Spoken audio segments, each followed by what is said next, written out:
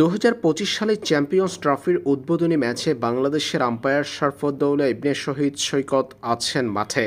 On-field umpire হিসেবে দায়িত্ব পালন করছেন পাকিস্তান নিউজিল্যান্ডের মধ্যকার লড়াইয়ে। এই ম্যাচে কেন উইলিয়ামসনকে আউট দিয়েছেন বাংলাদেশের আম্পায়ার সৈকত।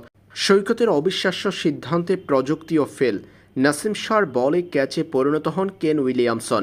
পাকিস্তানি এই পেসারের বল কেন উইলিয়ামসনের ব্যাট স্পর্শ করেই চলে যায় মোহাম্মদ রেজওয়ানের গ্লাভসে। এরপর পাকিস্তান কট বিহাইন্ডের আবেদন করলে সেটাতে সাড়া দেন বাংলাদেশের আম্পায়ার সৈকত।